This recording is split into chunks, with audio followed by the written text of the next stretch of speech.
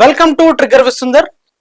ఈరోజు మన స్టూడియోలో ఉన్నారు ప్రముఖ సామాజిక ఉద్యమకారులు ప్రభంజన్ యాదవ్ గారు. ఆయనతో మాట్లాడదాం. నమస్తే అండి. శనార్థి. జై భీమ్, జై మండల్. ప్రభంజన్ గారు, మీరు జై మండల్, జై పూలే కూడా అన్నారు. ఇప్పుడు మండల్ సంబంధించిన కమిషన్ సిఫార్సులలో ముఖ్యమైన డిమాండ్ ఇప్పుడు బీసీల నుంచి వస్తున్న దాంట్లో జనగణన, బీసీల జనాభా గణన చెయ్యాలి అనే డిమాండ్ పెద్ద ఎత్తున వస్తున్న నేపథ్యంలో బీసీని నేను అని చెప్తున్న ప్రధానమంత్రి సీట్లో ఉన్నప్పుడు ఎందుకు ఆ జనగణన జరుగుతలేదంటే ఏం చెప్తారు? నిజం చెప్పాలంటే ఓబీసీ ప్రధాని అని చెప్పుకుంటున్న మోడీ, నరేంద్రనాథ్ మోడీ, ఆయన ఓబీసీ కాదు. ఆయన మొదటిసారి ముఖ్యమంత్రిగా ఉన్నప్పుడు కూడా ఆయన కమ్యూనిటీ రిజర్వేషన్లో లేదు, ఓబీసీలో లేదు. ఆయనది గానుగా పట్టే కులం ఒకటైతే ఆ గానుగా నుంచి వచ్చిన నూనెను వ్యాపారం చేసుకునే కులం ఆయన. ఆయన వ్యాపార కులం, ఉత్పత్తి కులం కాదు. కావున ఆయన కులము అన్రిజర్వ్డ్ లో ఉంది.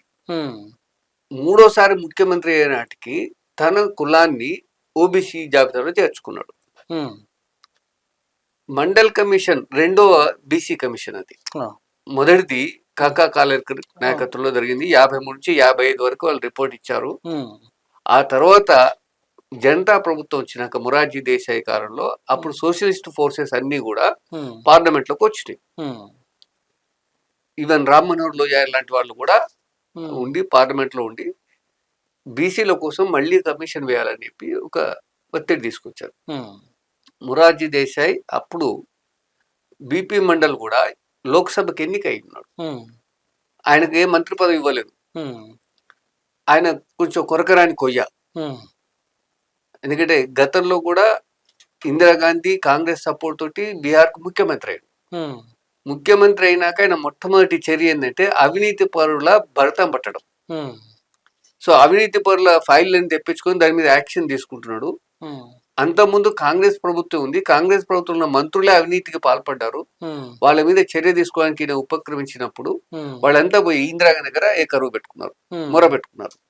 ఆమె ఫోన్ చేసి, మండల్ గారు మీరు ఇట్లా చేస్తే కష్టం అవుతుంది, మీరు మా సపోర్ట్ తో గెలిచి మా వాళ్ళ మీద చర్య తీసుకుంటుంటే ఆయన మీ వాళ్ళ మీద చర్య తీసుకోవట్లే, అవినీతి పరుల మీద చర్య తీసుకుంటున్నారు, అందులో మీ వాళ్ళు ఉంటే కూడా నేను ఏం చేయలేను అని చెప్పేసి ఆమె ఫోన్ తీసి పక్క పెట్టిండు. అంత మొండిఘటమైన నీ అధికారం పోతే అధికారం పోనీయండి, నీ అధికారం కోసం నేను లాలూచి పడట్లేదు, వెంపర్లాడట్లేదు, కనుక నాకు నిజాయితీగా పాలించడం అనేది నాకు అవసరం, నా ప్రజలకు మేలు చేయడం అనేది అవసరం, ప్రజల సొమ్ముని దుర్వినియోగం చేస్తున్న వాళ్ళ భర్తం పట్టకపోతే నేను ఉండేందుకు అని చెప్పేసి ఆయన చేసినట్టు. ఆయన కూడా మొరార్జీ దేశాయ్ పార్లమెంట్, అప్పుడున్న పార్లమెంట్ లో ఆయన సభ్యుడు, పార్లమెంట్ సభ్యుడు. ఆయనకు ఏ పదవి ఇవ్వలేదు, ఎట్లా ఆయన ప్లీజ్ చేయాలనో మొరార్జీ దేశాయ్కి అర్థం కాలే. అర్థం కాక ఈ కమిషన్ కి చైర్మన్ చేస్తే ఆ పనిలో పోతాడు అని చెప్పేసి అనుకున్నాడు. సో ఆయనకు 5 సభ్యుల తోటి ఈయన అధ్యక్షుడిగా మండల్ కమిషన్ వేశారు. 2 సంవత్సరాల్లో ఆయన దేశం మొత్తం తిరిగి 6000 పల్చిలకు కులాలని గుర్తించి ఓబీసీ జాబితాలో చేర్చింది. చేసి అద్భుతమైన రిపోర్ట్ రాసిచ్చింది. ఆ రిపోర్ట్ లో అమలు చేయడానికి ఆ జనతా ప్రభుత్వం పోయి బై ఎలక్షన్స్ లో మళ్ళీ ఇందిరాగాంధీ ప్రభుత్వం వచ్చింది. ఆ తర్వాత రాజీవ్ గాంధీ ప్రభుత్వం వచ్చింది. 10 సంవత్సరాలు ఆ మండల్ కమిషన్ పక్కకు పెట్టేసి వాళ్ళు ఉన్నారు. మళ్ళీ జనతాదళ్ ప్రభుత్వం వచ్చింది, విపి సింగ్ నాయకత్వంలో ఉన్నటువంటి ప్రభుత్వం. అప్పుడు కూడా సోషలిస్ట్ ఫోర్సెస్ అధికంగా ఉన్నాయి. కాంశీరామ్ కూడా అప్పుడు లోక్సభ సభ్యుడు, దేవిలాల్ ఉప ప్రధానిగా ఉన్నారు, ములాయం సింగ్ యాదవ్, లల్లు యాదవ్, శరద్ యాదవ్, ఇలాంటి పశ్వన్, ఇలాంటి వాళ్ళు చాలా మంది సోషలిస్ట్ ఫోర్సెస్ వచ్చింది. వచ్చి మండల్ కమిషన్ లాగు కరో నైతో కుర్సీ ఖాళీ కరో అనేటువంటి నినాదంతో ఈ శక్తులన్నీ ఏకమై అడిగినాయి, విపి సింగ్ నిలదీసినాయి.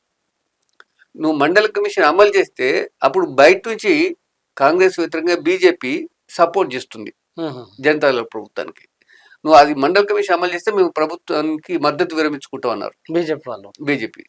సో అప్పుడు విపి సింగ్ పరిస్థితి ఏంటంటే ముందు నుయ్యి వెనుక గొయ్యలాగా పరిణమించింది.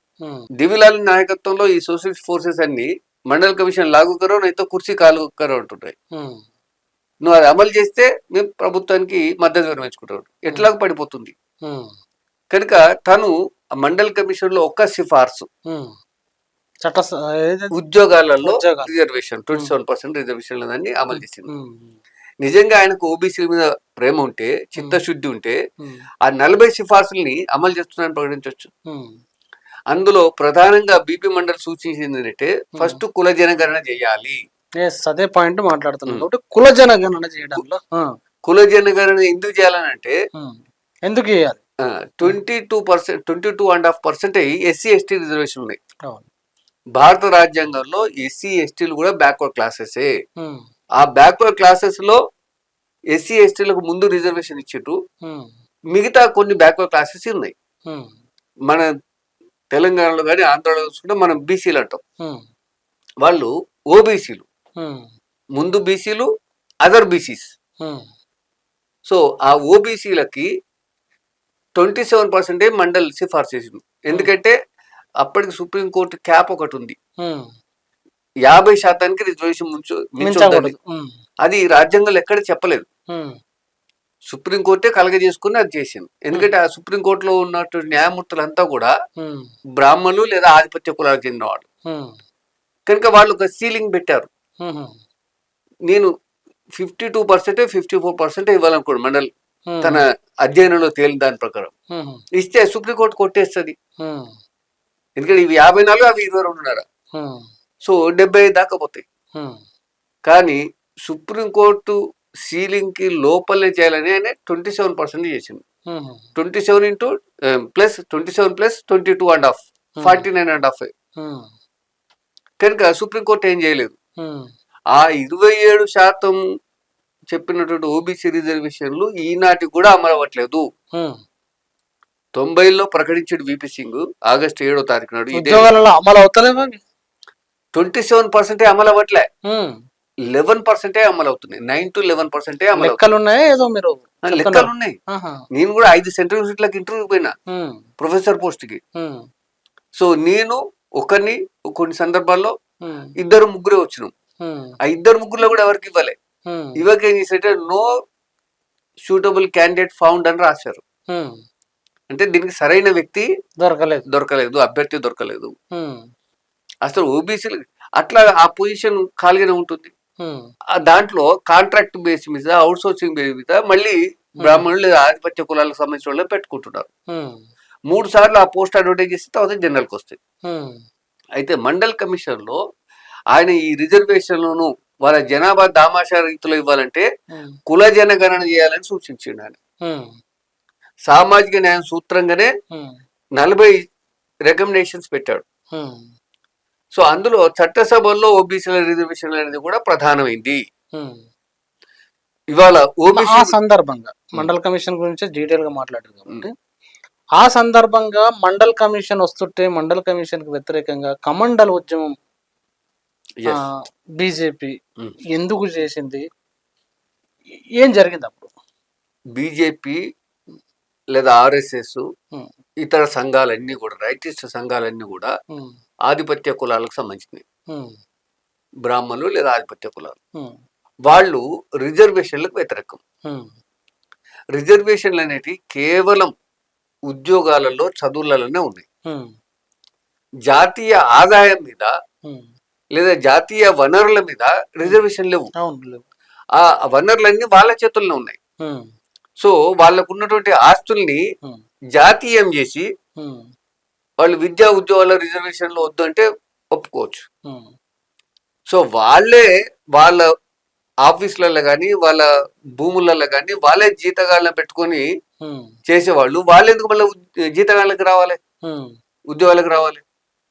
సో వాళ్ళు అప్పటి వరకు చదువుకున్న వాళ్ళు ఉమ్, ఉద్యోగాలు చేసే వాళ్ళు బ్రిటిషర్ల కాలంలో కూడా వాళ్ళే చేశారు. ఉమ్, ఇప్పుడిప్పుడే చదువుకొని వస్తున్న వాళ్ళకి సామాజికంగా ఆర్థికంగా అనేక రకాలుగా వెనుకబడి ఉన్నటువంటి ఈ జాతులకి రిజర్వేషన్లు ఇచ్చి కొంచెం వాళ్ళకు ఊతమిస్తే ఉమ్, ముందుకు తీసుకుపోతారు అనే ఉద్దేశంతో ఉమ్, అది కూడా వాళ్ళకి ఇష్టం లేదు. ఉమ్, ఎందుకంటే మేమే చదువుకోవాలి, మేమే రూల్ చేయాలి. ఉమ్, సో మొత్తం మీద ఈ దేశ సహజ వనరుల మీద, ఆర్థిక వనరుల మీద, మానవ వనరుల మీద పెత్తనం చేయడం వాళ్ళ లక్ష్యం. కనుక వీళ్ళు చదువుకుంటే చైతన్యం వస్తుంది, చైతన్యం వస్తే ప్రశ్నిస్తారు. ఒక బాబాసాహెబ్ అంబేద్కర్, ఒక మహాత్మా జ్యోతిరావు పూలే, ఒక సాహు మహారాజ్, ఇలాంటి వాళ్ళు మహనీయులు చదువుకొని అప్పుడు ఉన్నటువంటి మనువాద బ్రాహ్మణీయ వ్యవస్థను ప్రశ్నించారు. ఇంతమంది చదువుకుంటే, రిజర్వేషన్ ఫలితంగా చదువుకుంటే ఇంకా చైతన్యం పెరుగుతుంది, ప్రశ్నిస్తారు.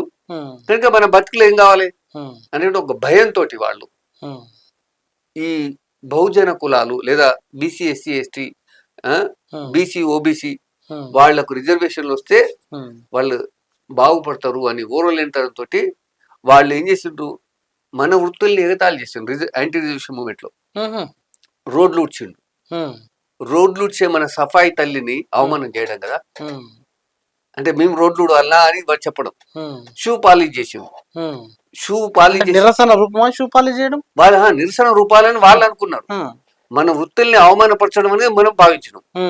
మనం ఎస్ నువ్వు షూ పాలిష్ చేయాల్సిందే మాకు అని చెప్పి అవసరం లేకపోయినా మేము షూ పాలిష్ చేసుకున్నవాడు. ఆ రూపంలో ఒక్కసారైనా మన షూ పట్టుకుంటాడు కదా వాడు.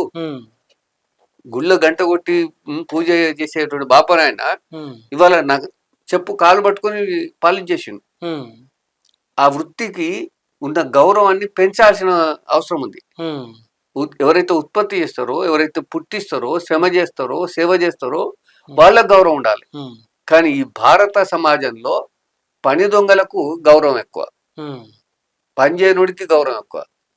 అందుకే ఒక పెద్దలు అంటారు, పనిచేసే ఎద్దుకి బుట్టి పెడతారు, పనిచేయని గుర్రానికి కుట్టి పెడతారు. కుట్టి అంటే దాన. సో గుర్రంకి ఒక సంచిలో శనగలు పోసి తినమని పెడతారు. అదేం పని చేయదు, ఓన్లీ సవారికే పనికొస్తుంది. నిత్యము చెలకలా పనిచేసేటువంటి, చేనులలో పనిచేసేటువంటి ఎద్దుకి తినకుండా బుట్టి పెడతారు. సో భారత సమాజం ఆ విధంగా ఉన్నది. కనుక వాళ్ళు రిజర్వేషన్ అపోజ్ చేస్తారు. ఎందుకంటే అప్పటి వరకు చదువుకొని అన్ని విద్యా ఉద్యోగ రంగాల్లో అన్ని అనుభవిస్తున్న వాళ్ళే కదా. సో ఈ బీసీ, ఓబీసీలు చదువుకుంటే మనకి అవకాశాలు తగ్గుతాయి అనేటువంటి భయంతో, బాధతోటి చేసింది మండల్ అని చెప్పేసి పెద్ద ఎత్తున చేశారు. అయితే అప్పుడు బీజేపీ కూడా జనతాదళ ప్రభుత్వానికి, విపి సింగ్ నాయకత్వం ప్రభుత్వానికి బయట ఉండి సపోర్ట్ చేసింది కాంగ్రెస్ కు వ్యతిరేకంగా. సో మేము ప్రభుత్వంలో భాగస్వాములంగా కానీ బయట నుంచి సపోర్ట్ చేస్తాం. చేసిన వాళ్ళు ఎప్పుడైతే రిజర్వేషన్ అమలుకి విపి సింగ్ ప్రకటించిండో అప్పుడు వాళ్ళకి వ్యతిరేకం వాళ్ళు మేము మద్దతు విరమించుకుంటున్నామని ప్రకటించారు. అంటే ఇప్పుడు మండల్ సంబంధించి సిఫార్సు మండల్ కమిషన్ అమలు చేస్తున్నారని ప్రకటించినందుకే బీజేపీ విరమించుకుంది. బీసీలకు వాటా వస్తుంది, బీసీలకు రిజర్వేషన్లు వస్తాయంటే విరమించుకొని కమండల్ ఉద్యమం, మండల్ వర్సెస్ కమండల్ ఉద్యమం, రిజర్వేషన్ వ్యతిరేకిస్తూ అద్వానీ నాయకత్వంలో రథయాత్ర కూడా చేసింది. ఇవాళ అదే బీజేపీ మేము ఓబీసీ ప్రధానమంత్రి పెట్టినాం, మేము ఓబీసీ ముఖ్యమంత్రి చేస్తాం తెలంగాణలో అంటే ఎట్లా నమ్ముతాం? తెలంగాణకు వచ్చి ఓబీసీ ముఖ్యమంత్రిని చేస్తున్నారు. అవును, రాష్ట్రంలో కేంద్రంలో రాష్ట్రపతిని కూడా మేము గిరిజన మహిళలను చేసినాం, గతంలో దళితులను చేసినాం అంటారు. వాళ్ళు ప్రాక్టికల్ గా చేసి చూపిస్తారు కదా. మన మేధావులు చాలాసార్లు కామెంట్ చేస్తాం, కేంద్ర ప్రభుత్వం ఢిల్లీలో లేదు, అది నాగ్పూర్ ఆర్ఎస్ఎస్ శిబిరంలో ఉంది. నాగ్పూర్ లో ఉన్న ఆర్ఎస్ఎస్ రిమోట్ తో నడిపిస్తున్నది కేంద్ర ప్రభుత్వం, మోడీ ప్రభుత్వం. మోడీకి ఇంకా వాళ్ళు అనేక వనరులు సమకూర్చి నువ్వు దేశాలు విదేశాలు తిరిగి రాపో, మేము ఇక్కడ వ్యవహారం నడిపిస్తామని చేస్తున్నారు. ఇవాళ ప్రతి కేంద్ర ప్రభుత్వంలో మంత్రిత్వ శాఖలో మంత్రితో పాటు ఇంకో కుర్చీ ఉంటది, అది ఆర్ఎస్ఎస్ ప్రతినిధి ఉంటాడు, వాళ్ళు నడిపిస్తున్నారు ప్రభుత్వాన్ని.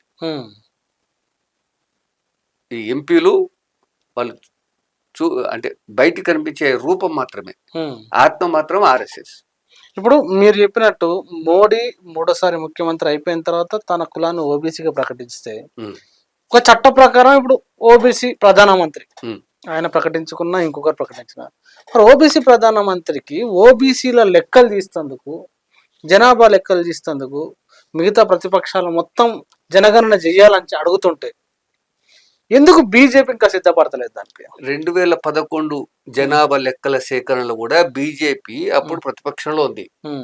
మేము అధికారంలోకి వస్తే కుల జనగణన చేస్తాం, కాంగ్రెస్ చేయదని కూడా చెప్పింది. అవును.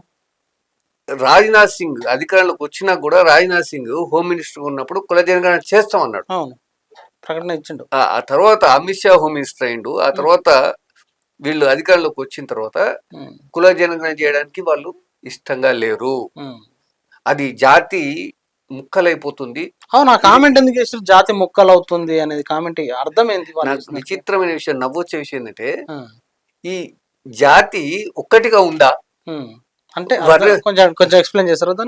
వర్ణ విభజన చేసింది ఎవరు? భారత జాతి అంతా ఒకటే ఉండాలి కదా. 4 వర్ణాలుగా ఎందుకు విభజించారు? కులాలుగా ఎందుకు విభజించారు? ఉప కులాలుగా ఎందుకు విభజించారు? శాఖోపశాఖలుగా ఎందుకు పోయినాయి? దేశము ఆల్రెడీ ముక్కలు అయిపోయింది. ఈ విభజన అంతా ఇవాళ ఏమంటారు, డివైడ్ అండ్ రూల్, విభజించి పాలించడం అనేది బ్రిటిష్ వాళ్ళు చేసిందని అంటారు. శుద్ధ తప్పు. బ్రిటిష్ వాళ్ళు ఈ దేశానికి 200 సంవత్సరాల క్రితమే వచ్చిండ్రు. కానీ అంతకుముందు ఆర్యులు జర్మనీ ఆ ప్రాంతం నుంచి వలస వచ్చిన వాళ్ళు ఈ దేశానికి వచ్చి వర్ణ విభజన చేసిన వాళ్ళు 4 వర్ణాలు చేశారు. ఆ తర్వాత అంటరాని వాళ్ళని ఊరవతల నుంచినటువంటి పంచమ వర్ణం కూడా వీళ్ళు సృష్టించింది. ఆ తర్వాత ప్రతి వర్ణము దళితులను మాకు సంబంధం లేదు, మా దాంట్లో కూడా లేదని వాళ్ళు ఆర్గ్యుమెంట్ చేస్తారు. అది బ్రిటిష్ వాళ్ళు ముసల్మాన్లు వచ్చిన తర్వాత జరిగిందని చెప్తారు. లేదు, ముసల్మాన్లు చేయలేదు. ఈ అంటరానితనాన్ని భరించలేక ఊరవతల పెడితే వాళ్ళ హక్కును చేర్చుకొని వాళ్ళు కలుపుకున్నారు. ఇవాళ భారతదేశంలో ఉన్న సగానికి పైగా ముస్లింస్ అంతా కూడా దళితులు, బీసీలే. ఇక్కడ స్వేచ్ఛ లేదు, ఇక్కడ గుర్తింపు లేదు, గౌరవం లేదని ఆత్మగౌరవం కోసం అక్కడ వాడు కనీసం భుజం మీద చేయేస్తున్నాడు, బాయి అంటున్నాడు, అలాయ్ బలాయి తీసుకుంటున్నాడు అని చెప్పి ఆ ఆత్మగౌరవం, ఆత్మాభిమానం కోసమే అందులో పోయారు. అలాగే క్రైస్తవంలోకి పోయారు. సో ఈ 3 మతాలు కూడా మనకి కావు. మూలవాసులు, ఈ భారతదేశ మూలవాసులు వేరు. కానీ వీళ్ళు రాకముందే విభజించినవు కదా సమాజాన్ని, ఒక్కటిగా ఏడుచు. ఈ రోజు కూడా మోడీ కానీ లేదా బీజేపీ ప్రభుత్వం కానీ మేము ఒక సవాల్ విసురుతున్నాం. హిందువులంతా ఒకటే కులం చేయి, భారతీయులందరినీ ఒకటే కులం చేయి. మేము వేరే మతాల వైపు కానీ వేరే విచక్షణ గురించి కూడా మేము మాట్లాడం. మనం అందరం ఒక్కటైతే కదా. గుళ్ళో పూజ చేయాల్సింది బ్రాహ్మణుడే, పెళ్లిళ్ళు చేయాల్సింది బ్రాహ్మణుడే. శాస్త్ర సాంకేతిక విజ్ఞానం బాగా అభివృద్ధి చెందిన ఈ రోజుల్లో అబ్బాయి అమ్మాయి అమెరికాలో ఉద్యోగం చేస్తారు సాఫ్ట్వేర్ ఇంజనీర్లుగా. వీడికి వచ్చినాక పెళ్లి తంతు మొత్తం మన సాంప్రదాయం పేరిట మళ్ళీ బాపనైనా వేయాలి.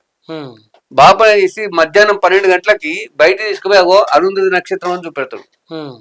అవునవును, వీళ్ళకి తలూపాలి. నువ్వు సాఫ్ట్వేర్ ఇంజనీర్ ఎట్లయినావు? నీ విజ్ఞానం ఎక్కడ పోయింది? అసలు పగలు చుక్కలు కనబడతాయా? ఈయన చుక్కలు చూపెడుతున్నాడు ప్రజలకి బాపనాయన. కనుక ఎందుకు ఇంకా అది కొనసాగుతున్నది? అందరం ఒకటి అయితే, ఒకటి మీ పిల్లలను మేము చేసుకోవడం, మా పిల్లలు మీరు చేసుకోవడము. ఇక్కడ దేశంలో కులం లేదు, వర్ణం లేదు, అందరము ఈ నచ్చినోళ్ళు పెళ్లి చేసుకోవచ్చు. కుటుంబాల మధ్య పెళ్లిళ్ళు అవుతున్నాయా? నేను కూడు పెడితే వాడు నా కులం పిల్లని ఎట్లా వేసుకుంటాడు? కనుక అది శుద్ధ అబద్ధం. వాళ్ళకు వచ్చిన నష్టం ఏంది? అంటే ఆర్ఎస్ఎస్ వ్యతిరేకిస్తుంది కాబట్టి వాళ్ళు వ్యతిరేకిస్తారా? ఎందుకు వాళ్ళు బీజేపీ ముఖ్యంగా అసలు చేయమని ప్రకటిస్తుంది? బీజేపీ బయటికి కనబడే ఒక దేహం లాంటిది, ఆత్మ ఆర్ఎస్ఎస్.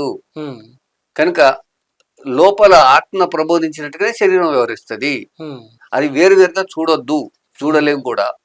మీరేం వాళ్ళు రిజర్వేషన్లకు వ్యతిరేకమని మీరు అంటుంటే, ఎన్నికల సందర్భంలో మోహన్ భగవత్ ప్రకటించిండు, మోడీ ప్రకటించిండు, మేము రిజర్వేషన్లకు వ్యతిరేకం కాదు కొనసాగిస్తాం. మోహన్ భగవత్ బీహార్ లోకి పోయి మేము రిజర్వేషన్లకు వ్యతిరేకం అన్నాడు. మేము అధికారంలోకి వస్తే ఓబీసీ రిజర్వేషన్లు సమీక్షిస్తామని కూడా చెప్పాడు. అస్సాం ముఖ్యమంత్రి కూడా ఆయన కూడా వ్యతిరేకించాడు, హిమంత బిశ్వా. సో ఇవన్నీ రిటర్న్ రికార్డ్స్ ఉన్నాయి. మీరు మీడియాలో అచ్చైన అంశాలు ఉన్నాయి, ప్రచారమైన అంశాలు ఉన్నాయి. కనుక వాళ్ళు నోటితో పలకరించి నొసడితో వెక్కిరిస్తున్నారు. ఒకవైపు ఒక ఆయన విభజించాలి, రిజర్వేషన్లు ఎత్తేయాలంటాడు. ఒక ఆయన మేము అట్లా లేదు, మేము ఓబీసీని ప్రధానమంత్రి చేసినామని ఒక ఆయన అంటాడు. కనుక ఇది సరైనది కాదు. ఈనాటి కూడా అసలు మీ డిమాండ్ ఏంటి ఇప్పుడు కుల గణన మీద? కులగణన చేయాల్సిందే. కులగణన చేయకపోవడానికి వాళ్ళకు ప్రధానమైన భయం ఏంటంటే వాళ్ళ జనాభా తగ్గుతున్నది.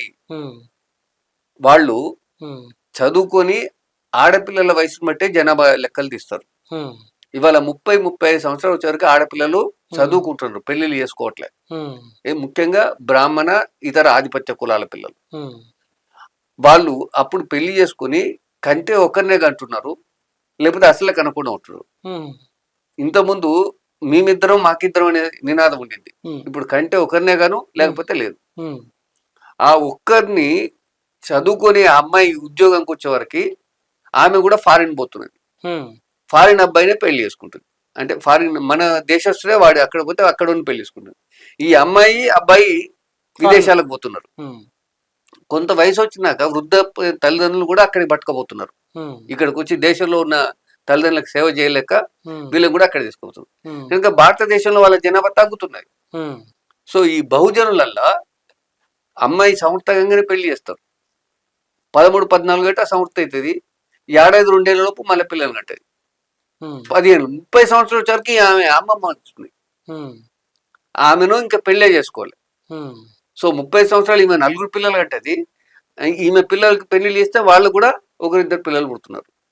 కనుక బహుజన కులాలలో జనాభా పెరుగుతున్నది. సో వీళ్ళ జనాభా తెలిస్తే ప్రజాస్వామ్యంలో జనాభాను బట్టి బడ్జెట్ అలొకేషన్ ఉండాలి. అన్నిట్లో వాళ్ళకు భాగం రావాలి, అభివృద్ధిలో రావాలి, అధికారంలో రావాలి. వీళ్ళ జనాభా పెరిగితే వీళ్ళకి ఆత్మస్థైర్యం, మేము ఇంతున్నాం. కాంశీరామ్ చెప్పినప్పుడు ఓట్లు మా అయితే సీట్లు మీ అని ప్రశ్నించింది కాంశీరామ్. అదే ప్రశ్న ఇవాళ మళ్ళీ ముందుకు వస్తుంది తెర మీద. అప్పుడు మండల్ కమిషన్ చెప్పిన 52% కంటే ఇప్పుడు ఎక్కువ ఉన్నారన్న బీసీ జనాభా ఎక్కువ ఉన్నాం. మొన్న బీహార్ లో జరిగిన అటువంటి కుల జనగణన ఇస్తే బీసీలే 65% ఉన్నారు. ఇంకా ఎస్సీ ఎస్టీలు కలుపుకుంటే 93%. తెలంగాణలో కూడా జస్టిస్ శ్రీకృష్ణ కమిటీ చెప్పింది ఇది తెలంగాణ ఇచ్చాము జరిగింది. కనుక మన జనాభా పెరిగింది, వాళ్ళ జనాభా తగ్గుతుంది. అందుకని వాళ్ళు భయపడుతున్నారు. వాళ్ళ లెక్క తేలితే మన లెక్క తేలితే ఇంకా వాళ్ళకి చుక్కలే, లెక్కలు వెళ్తే చుక్కలే కనబడతాయి. అందుకని వాళ్ళు భయపడుతున్నారు. మొన్న కామారెడ్డి డిక్లరేషన్ లో బీసీ కమిషన్ లో కూడా ఎమ్మెల్యే ఎన్నికల ముందు రేవంత్ రెడ్డి కూడా ప్రకటన చేసింది, జనగణన చేస్తామని చెప్పారు, కులగణన చేస్తారు. ఎవరితోటి మళ్ళీ ఒక బీసీ ముఖ్యమంత్రి పక్క ఉన్న కర్ణాటక బీసీ ముఖ్యమంత్రిని పిలిచి ఆయన ద్వారా ప్రకటించారు. అంటే బీసీలు మేము చెప్తే నమ్మరు అనేటువంటి సిద్ధరామయ్య ద్వారా చెప్పించారు. మేము కూడా డిమాండ్ చేస్తాం, కుల జనగణన చెయ్యండి, కుల జనగణన చేసి దాని తదనుగుణంగా అసెంబ్లీలో కూడా మనం ప్రకటించినట్టున్నారు కదా లాస్ట్ టైం అసెంబ్లీలో. వాళ్ళు ఏమన్నారు, 6 నెలల్లో మేము అధికారులకు వచ్చిన 6 నెలల్లో కులగణన చేసి స్థానిక సంస్థల్లో రిజర్వేషన్ 42% వేస్తా ఉన్నారు. 8 నెలలు అయిపోయింది, 9వ నెలలు నడుస్తుంది. ఇప్పుడు కేంద్ర ప్రభుత్వం నిధులు ఆగిపోతాయి, పంచాయతీరాజ్ ఎన్నికలు చేయకపోతే, అందుకని ఇప్పుడు కుల జనగణన చేయాలని చేతులు ఎత్తేస్తున్నారు.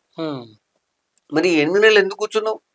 ఫస్ట్ ప్రయారిటీగా రాగానే ఈ రాష్ట్రంలో కుల జనగణన చేయాలని మొదటి సంతకం ఎందుకు చేయలేదు? అంటే వీళ్ళకు కూడా ఉద్దేశం లేదు. సో కడుపులో లేకుండానే కౌగలించుకుంటున్నారు, దాని ద్వారా న్యాయం జరగదు. మీరు చట్టసభల్లో రిజర్వేషన్లు కూడా చేయాలంటే కుల జనగణన తేలాలి. ఏ ప్రాతిపదికన రిజర్వేషన్ ఇస్తుంది? ఇవాళ అనేక సందర్భాలు కూడా సుప్రీంకోర్టు తర్వాత ఇతర సంస్థలు, ప్రభుత్వ సంస్థలు కూడా మీ జనాభా లెక్కలు తేలలేదు, మీకు ఎట్లు ఇవ్వాలి అని అడుగుతున్నాయి. కనుక ఏదైనా కుల జనగణన చేస్తేనే ఆ ప్రాతిపదికన అభివృద్ధి సంక్షేమ కార్యక్రమాలు చేపట్టడానికి అవకాశాలు ఉంటాయి. కానీ ఆ అధికారంలో ఉన్న వాళ్ళకి కుల జనగణన వెళ్తే వీళ్ళందరికీ ఆత్మస్థైర్యం వస్తుంది, ఆలోచన వస్తుంది, మనల్ని ప్రశ్నిస్తారు, మనం ఈ పదవులు వదులుకోవాల్సి వస్తుంది, ఈ దోచుకోవడానికి అవకాశాలు కూడా తగ్గిపోతాయి అనేటువంటి భయంలో ఉన్నారు వాళ్ళు.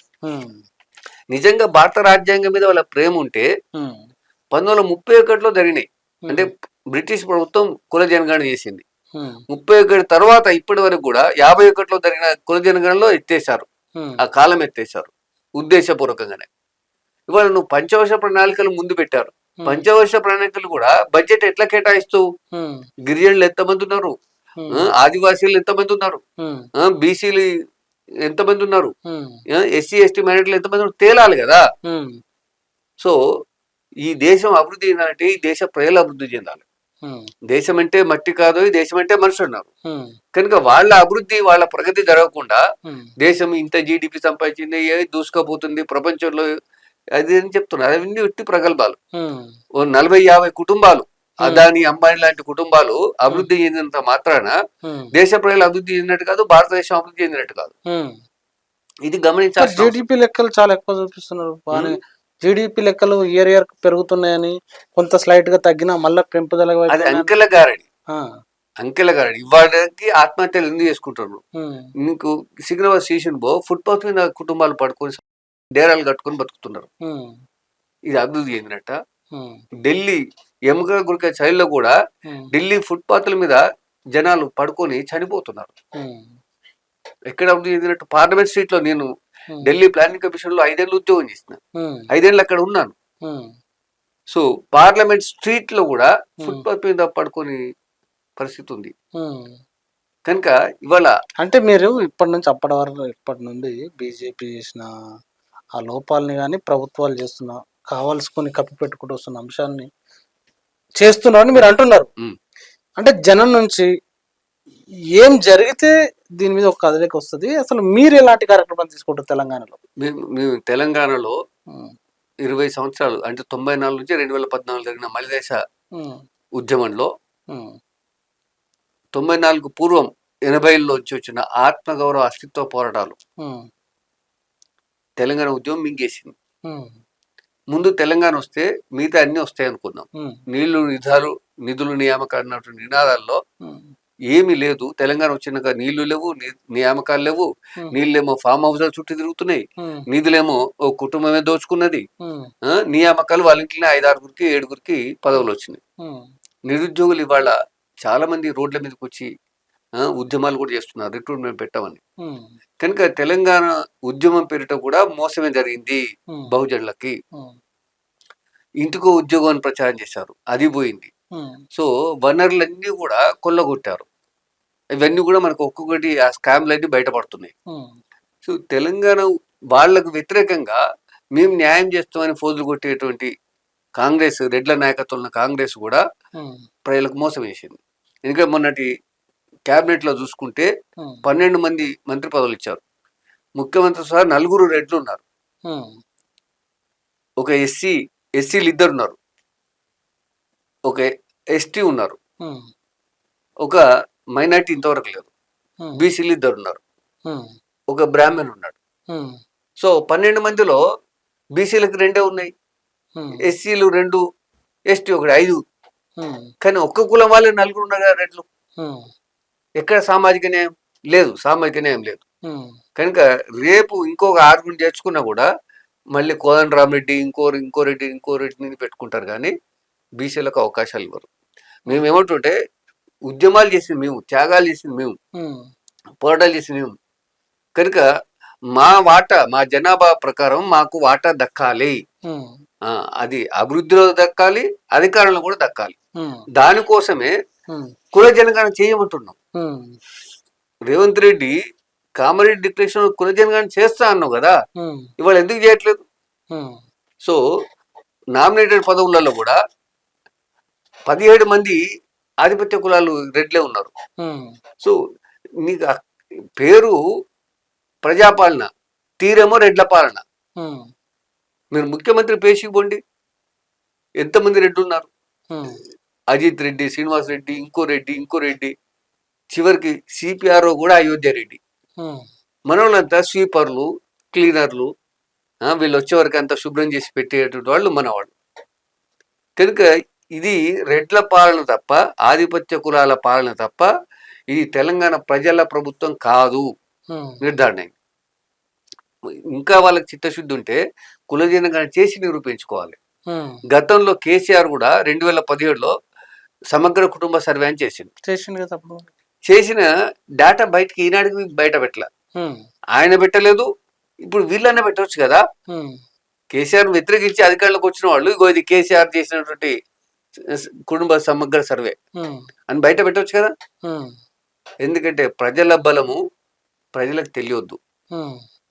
తెలిస్తే ప్రశ్నిస్తారు, ప్రశ్నిస్తే సమానం ఉండదు, మనం పరిపాలనకు దూరం అయిపోతాం అనేటువంటి భయంతో ఈనాటి ప్రభుత్వం ఉంది.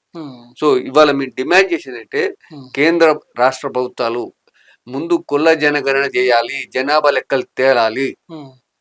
జనాభా లెక్కలు తేలినాక తదనుగుణంగా బడ్జెట్లోను, అధికారంలోను, అభివృద్ధిలోను ఎవరి భాగస్వామ్యం వాళ్ళకు ఉండాలి. ప్రజాస్వామ్యం అంటేనే ప్రజల కోసం, ప్రజల చేత ప్రజలే పరిపాలించాలి. కనుక మేము ఎంత ఉన్నామో అంత వాటా మాకు రావాలి. మీరు ఇయ్యకపోతే మేము వాళ్ళ చేతులు మూసుకొని కూర్చోలేము. మహనీయుల జాతర అనే పేరుతోటి మీరు యాక్టివిటీ చేస్తుంటారు తెలంగాణలో, ఏం చేయబోతుంది? మేము మహనీయుల జాతరని భారతదేశంలో ఆధిపత్యం మొదలైనప్పటి నుంచి, అంజవేత మొదలైనప్పటి నుంచి తిరుగుబాటు, ధిక్కార స్వరం వినిపిస్తున్నారు. సో లోకాయుతులు, చార్వాకులు మొదలుకొని గౌతమ్ బుద్ధు నుంచి నిన్నటి గద్దరన్న వరకు ప్రజల కోసం ప్రాణత్యాగం చేసి ప్రజలకు అభివృద్ధి సంక్షేమం కోసం త్యాగం చేసిన మహనీయులు ఎంతో మంది ఉన్నారు. తెలంగాణ వ్యక్తి విముక్తి సాయుధ పోరాటంలో కానీ, ఆ తర్వాత వచ్చినటువంటి నక్సలైట్, మావోయిస్టు ఉద్యమాల్లో కానీ, కమ్యూనిస్టు ఉద్యమాల్లో కానీ అన్నిట్లో త్యాగాలు చేసింది వీళ్ళు. గాయదులు సైతం సాయుధులయ్యిండ్రు, అవినీతికి వ్యతిరేకంగా, అన్యాయానికి వ్యతిరేకంగా, దుర్మార్గానికి వ్యతిరేకంగా. ఇవాళ ఇంతమంది మహనీయులు వాళ్ళ అనుభవాల్ని, వాళ్ళ ఆలోచనల్ని అన్ని ఒడిసి పట్టుకొని బాబాసాహెబ్ అంబేద్కర్ భారత రాజ్యాంగ రూపంలో మనకు అవకాశాలు కల్పించారు. అన్నిటికన్నా ప్రాథమిక హక్కులలో 7 ఉన్నాయి. ఇప్పుడు ఇంకొకటి ఉంటే ఆస్తి హక్కుని తీసుకుపోయి వేరే చోట వేశారు ఆదేశిక సూత్రాల్లో. 7 ప్రాథమికులలో అత్యంత సమానమైంది ఓటు హక్కు. భావ ప్రకటన స్వేచ్ఛ ఉందనుకో, వాళ్ళు కారులో దిగితే వాళ్ళ వేషధారణ చూసి ఓ పోలీస్ స్టేషన్ పోతే ఇచ్చే గౌరవం వేరు, చింపి పెలకలు పట్టుకొని సామాన్యంగా పోతే అదొకటి. సో వాక్ స్వాతంత్రంతో డిఫరెన్స్ ఉంది, అన్నిట్లో డిఫరెన్స్ ఉంది, కానీ ఓటు హక్కులో డిఫరెన్స్ లేదు. అంబానికైనా, ఆదానికైనా ఒకటే ఓటు, అడుక్క తినేవానికైనా ఒకటే ఓటు. ప్రధానమంత్రి అయినా, రాష్ట్ర ముఖ్యమంత్రి అయినా, వార్డు మెంబర్ అయినా ఒకటే సమాన ఓటు. ఎలాంటి వివక్ష లేకుండా అత్యంత సమానమైనది ఓటు హక్కు. ఈ ఓటు హక్కు ద్వారా బాబాసాహెబ్ అంబేద్కర్ మనల్ని మనం పరిపాలించుకోవచ్చు అనే అవకాశం కల్పించాడు. ఓటు వేసే హక్కే కాకుండా నీకు పోటీ చేసే హక్కు కూడా కల్పించాడు. సో 94లో కాంశీరామ్ అప్పటి ఉమ్మడి ఆంధ్రప్రదేశ్లో హైదరాబాద్కు వచ్చి ఓట్లు మా అయితే సీట్లు మీయా అని చెప్పి ప్రశ్నించాడు. అవును కదా, వీళ్ళకి ఓట్లు ఉన్నాయి, వాళ్ళ ఓట్లు వాళ్ళు వేసుకుంటే అధికారంలోకి వస్తారు, అందుకని వీళ్ళకు విభజించి పాలించడం అనేది వెన్నతో పెట్టిన విద్య. ఆ విధంగా మన కమ్యూనిటీస్ విభజిస్తూ అధికారాన్ని దూరం చేయి. ఇవాళ కుల జనగణన జరిగితే కూడా మన బలం మనకు తెలుస్తుంది. మళ్ళీ వీళ్ళంతా పునరేకీకరణ అవుతారు.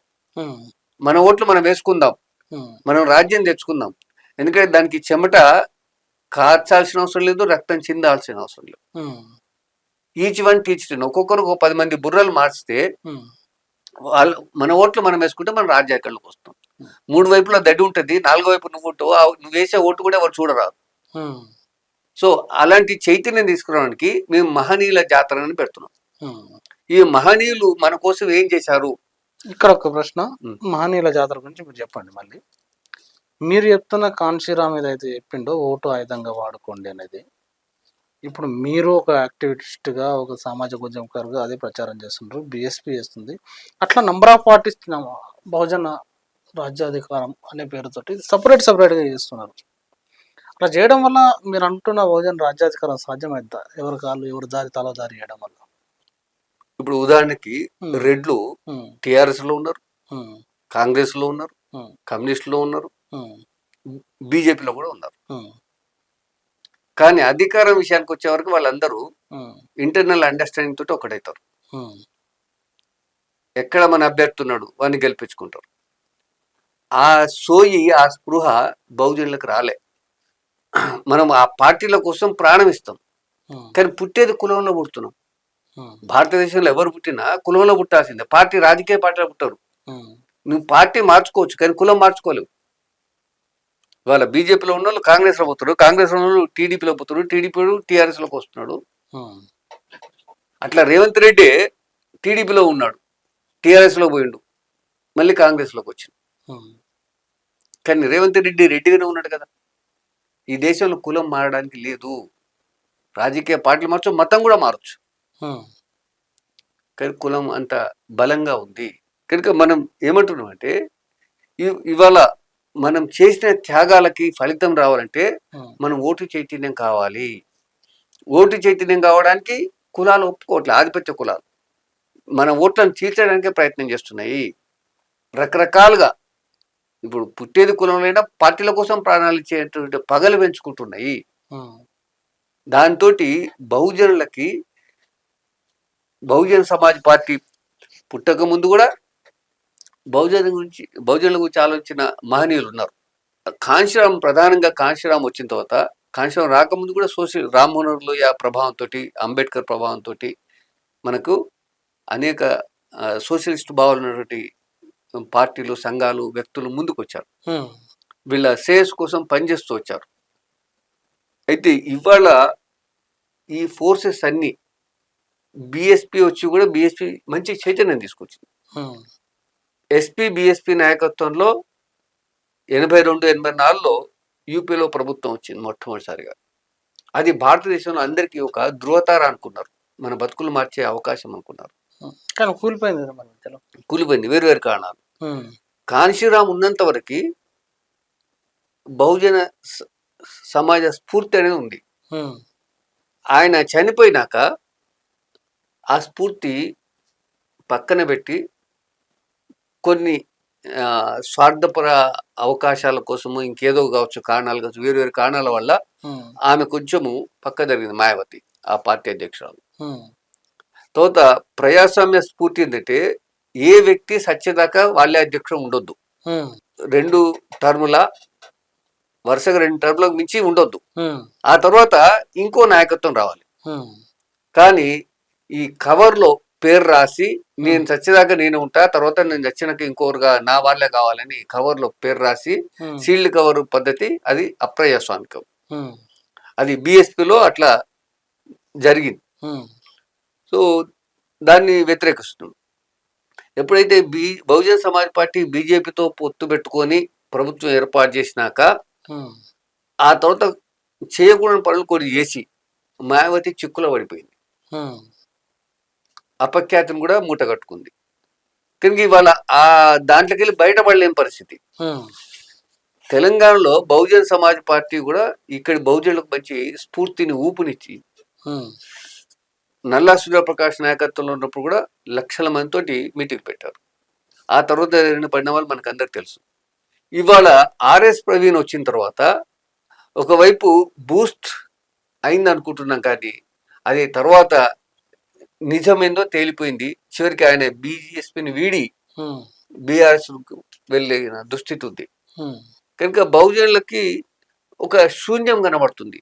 ఇంత చూసిన తర్వాత ఎందుకు నమ్మాలి ఇక్కడ బహుజనవాదంతో వస్తున్న వాళ్ళనే ప్రశ్నలు కూడా పెద్ద ఎత్తున ముందరకు వస్తున్నాయి. ఆ తర్వాత బిఎస్పిలో కొన్ని సెక్షన్స్, అది మా ఎస్సీలదే పార్టీ, బీసీలకు అవకాశాలు లేవు, బీసీలను సెకండరీ గ్రేడ్ గా చూడడం, ఇలాంటి అవమానాలు కూడా అక్కడక్కడ జరిగినాయి. దాంతో బీసీలను విమర్శ చేయడం, మీరంతా మనవాదంలో ఉన్నారు, మీరు హిందుత్వంలో ఉన్నారు. బీసీలు కావాలని హిందుత్వంలో లేరు, మనవాదంలో లేరు. బాబాసాహెబ్ అంబేద్కర్ చెప్పినట్టు ఒక నిచ్చెన మెట్ల కుల వ్యవస్థలో ఆ చట్టంలో బిగించబడ్డారు. నాకు ఇష్టముండి నేను ఆ మెట్టు మీద లేను. సో నన్ను ఇరికించిండ్రు. నేను నిన్ను తొక్కుతున్నా అని నువ్వు బాధపడుతున్నావు కదా, నన్ను కూడా ఒకడు తొక్కుతున్నాడు, నా పైన ఉన్నాడు, అందరికన్నా పైన బాపనాయన ఉన్నాడు. సో క్షత్రియ, వైశ్య వీళ్ళంతా ఉన్నారు. కనుక ఇది మనం సృష్టించిన వ్యవస్థ కాదు. నిజానికి ఈ రోజు కూడా ఊర్లోకి పోతే వీళ్ళందరికీ మీరు చెప్తున్నట్టు వ్యవస్థ ఉంది, కానీ వాళ్ళకు మీరు చెప్తున్న ఓటు చైతన్యమో, రాజ్యాంగ చైతన్యమో, రాజ్యాంగ హక్కుల చైతన్యమో కల్పించాల్సిన బాధ్యత ఉంది.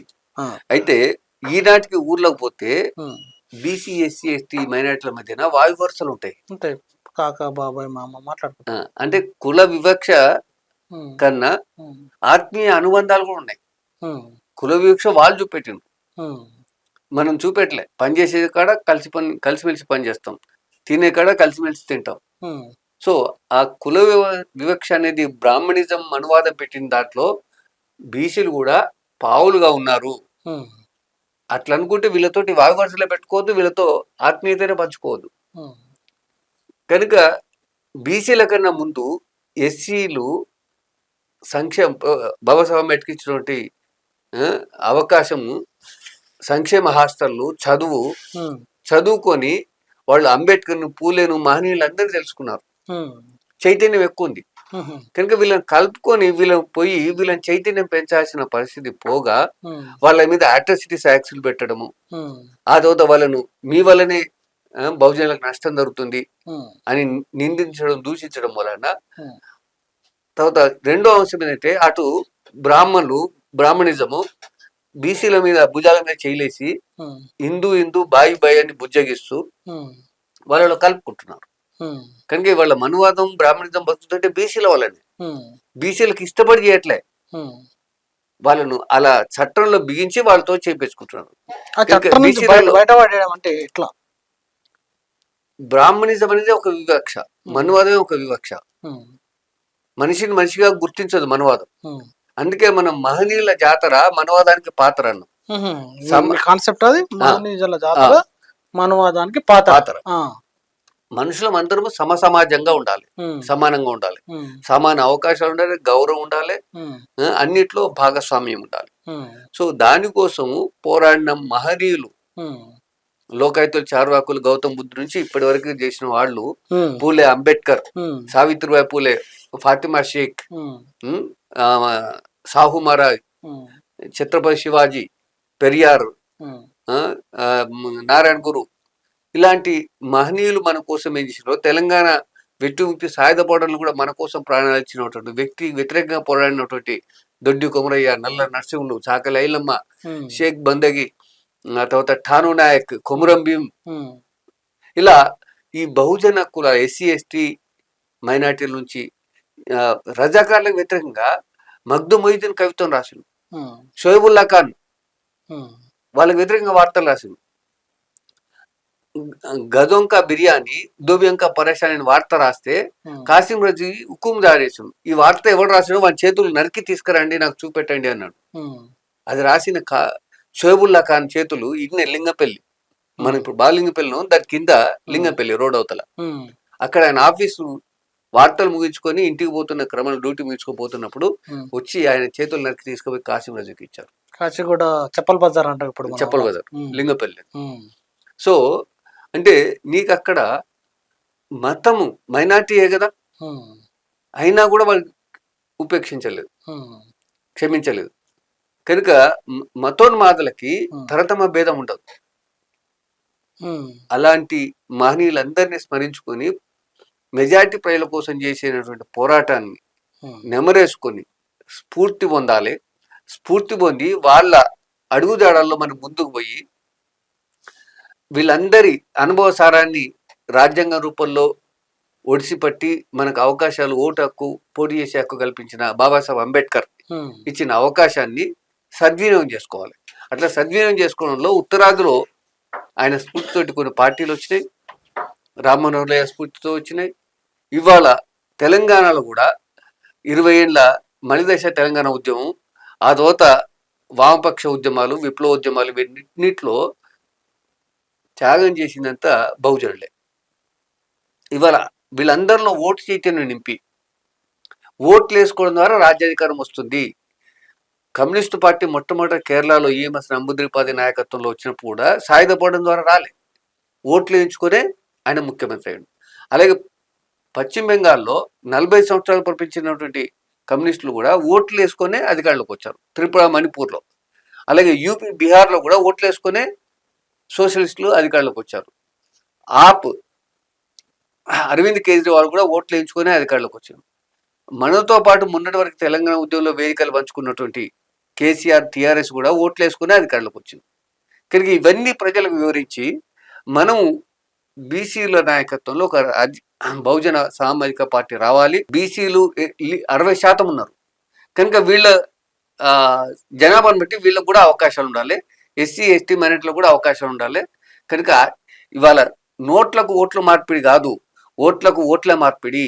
ఎవరి జనాభా ఎక్కువ ఉన్న చోట వాళ్లకు ఎమ్మెల్యేలు ఎంపీలు పదవులు పంచుకుంటూ తక్కువ జనాభా ఉన్న వాళ్ళను కూడా మంచి నాయకుడు ఉంటే వాళ్ళను జనాభా తక్కువ ఉన్నా కూడా మనం గెలిపించాల్సిన అవసరం ఉన్నది. అంతేకాకుండా కాంశీరామ్ చెప్పినట్టు నామినేటెడ్ పొజిషన్లలో కూడా వాళ్ళకు ఎమ్మెల్సీలు రాజ్యసభ ఇట్లాంటి తక్కువ జనాభా ఉన్న వాళ్ళు కూడా ఇచ్చి వాళ్ళని గౌరవించుకోవాలి. ఈ విధంగా మన ఓట్లు మనం వేసుకోవడం ద్వారా రాజ్యాధికారం వస్తుందనేది రూఢి అయింది. అది భారత రాజ్యాంగం ప్రసాదించినటువంటి అవకాశం కనుక, ఎందుకంటే మడబెత్తు బంగారం కంటే మాసం ఎత్తు పెత్తనం విన్నా. మాసం అంటే ఒక గుర్జలో 10వ వంతు పెత్తనం ఉండడం మూలాన ఇవాళ అందరూ రేవంత్ రెడ్డి చుట్టూ తిరుగుతున్నారు. అంతకుముందు కేసీఆర్ చుట్టూ తిరిగిండు, అంతకుముందు కిరణ్ కుమార్ రెడ్డి చుట్టూ తిరిగిండు, చంద్రబాబు నాయుడు చుట్టూ తిరిగిండు. కనుక ఎందుకంటే ఈ వనరుల మీద ఇక్కడ ఉన్నటువంటి భౌతిక వనరులు, ప్రకృతి వనరులు, సామాజిక, ఆర్థిక, మానవ వనరుల మీద పెత్తనం చేయడమే రాజ్యాధికారం. కనుక మనము రాజ్యాధికారంలోకి వస్తే ఎవరమెంతో అంత వాటా దక్కుతుంది. ముఖ్యంగా విద్యను నిర్లక్ష్యం చేస్తున్నారు, ఉద్యోగాలను నిర్లక్ష్యం చేస్తున్నారు. బహుజనుల నాయకత్వం వచ్చే ప్రభుత్వం విద్యకు అత్యధిక ప్రాధాన్యం ఇస్తుంది. ఎందుకంటే విద్య లేకనే మూఢనమ్మకాలు అయిపోతున్నారు జనాలు. సో ఆ విజ్ఞానాన్ని పెంచాల్సిన అవసరం ఉన్నది. ఇవాళ సాఫ్ట్వేర్ ఇంజనీర్ కారు కొనుక్కుంటే కూడా జీడి గింజలు, మిరపకాయలు, నిమ్మకాయ పెట్టి పూజలు చేస్తారు. పూజలు చేస్తే కారు తయారవుతుందా? అది కేవలం ఒక కులంకి బతుకు తెరువు మాత్రమే. ఇక్కడ సొమ్ము ఒకటిది, సోకు ఒకటిది అవుతుంది, కష్టం ఒకటిది, ఫలితం ఒకటిది అవుతుంది.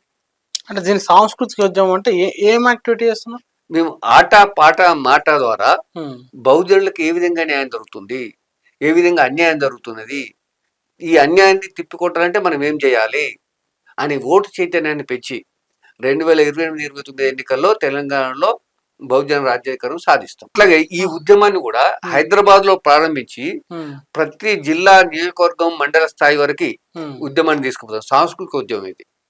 ప్రజల ఆలోచనలో మార్పు తీసుకురావడం. ప్రజలు బహుజనులు మనోళ్లే 100-85-93% ఉన్నారు. కానీ వాళ్ళ బుర్రలలో బ్రాహ్మణిజం ఉంది, మనవాదం ఉంది, బానిస భావజాలం ఉంది. దాన్ని తీసేసి బహుజనవాదాన్ని, ఈ మహనీయుల స్ఫూర్తిని నింపి మన వాళ్ళని గర్వాపసి అంటాం కదా, బహుజనులను బహుజనులుగా శుద్ధి చేయడమే ఈ మహనీయుల జాతర.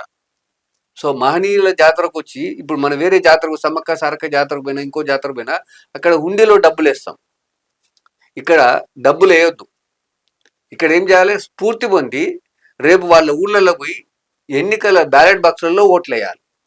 తద్వారా రాజ్యాధికారం వస్తుంది. రాజ్యాధికారం వస్తే వనరుల మీద పెత్తనం వస్తుంది, బడ్జెట్ అలొకేషన్ వస్తుంది, మన బతుకులు మారేటువంటి అవకాశాలు ఉంటాయని ఇది ప్రజలకు విడమర్చి చెప్పి వాళ్ళని చైతన్యం చేసి గ్రామ స్థాయి నుంచి బూత్ కమిటీల ద్వారా, గ్రామ కమిటీలు ఓట్లు వేయించేది వాళ్ళే, ఓట్లు వేసేది వాళ్ళే. ఈచ్ వన్ టీచర్ ఒక్కొక్కరం 10 మందిని మార్చుదామని ఒకటి చిన్న కార్యక్రమం పెట్టుకుని అది రాజ్యాధికారం దిశ వైపుగా తీసుకెళ్తాం. Thank you very much. ప్రజలారా విన్నారు కదా, ఇది వాళ్ళ స్పెషల్ ఇంటర్వ్యూ. ఈ ఇంటర్వ్యూలో అనేక అంశాలు ప్రభంజన్ యాదవ్ గారు వివరించుకుంటూ వచ్చారు. మరి ఆ అంశాలపైన మీ కామెంట్ కూడా రాయండి. Thank you very much. చూస్తూనే ఉండండి టీటీ.